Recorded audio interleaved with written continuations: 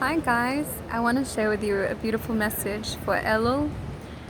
A lot of us struggle with the difficulty of looking at ourselves and being honest with ourselves, our character traits, our negative actions, negative speech, negative thoughts.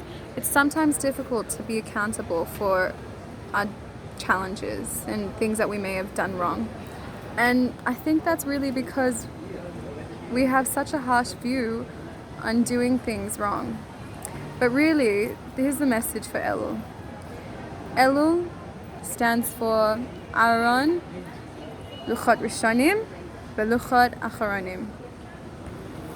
And that means basically, the Aron, the holy Aron HaKadosh, held both the first Luchot, the first mitzvot, that were pure and unbroken, and it also held the second set of Luchot.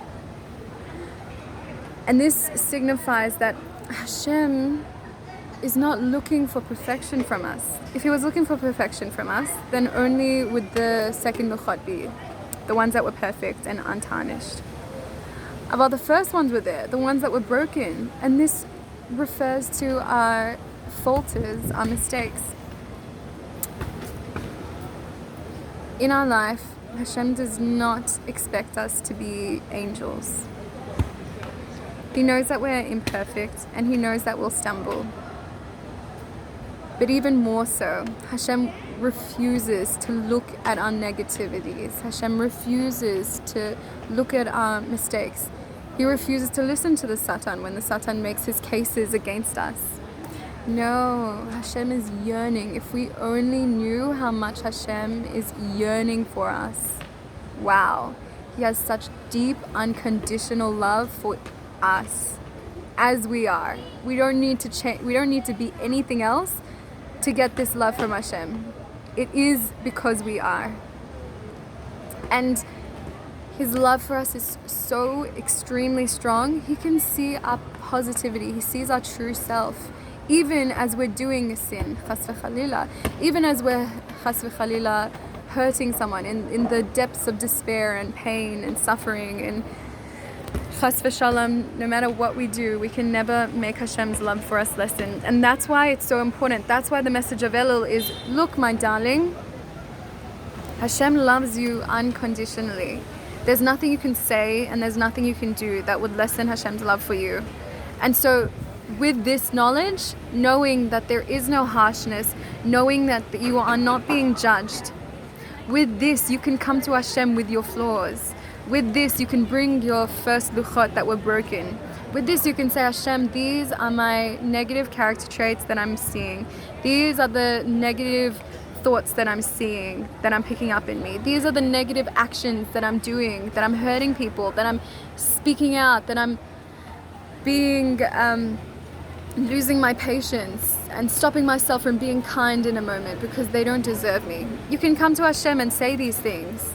You can say all these difficulties that you have, and no, Hashem will not judge you. And that's why you can be truthful with yourself. And being truthful with yourself, being truthful with Hashem, and knowing that Hashem has your back 100%, this will help you move forward. And this is the message of ELUL. We're not here to chastise ourselves and hurt and judge. We must be bringers of shalom, as Hashem is. Hashem exists in shalom. He cannot exist in strife or in conflict.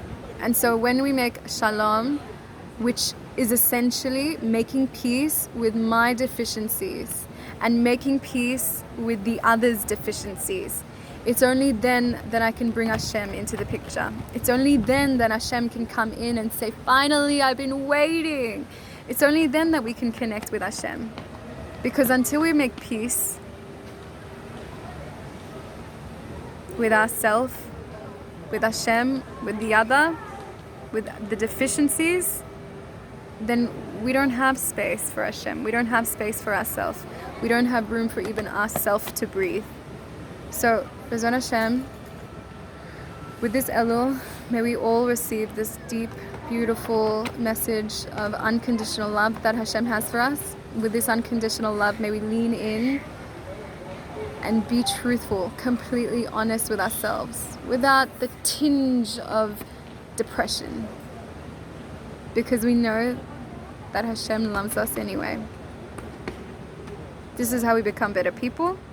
This is how we become better to each other. And this is how we open up our lives for bracha and for re'ut and for just the most amazing, amazing Yeshuat.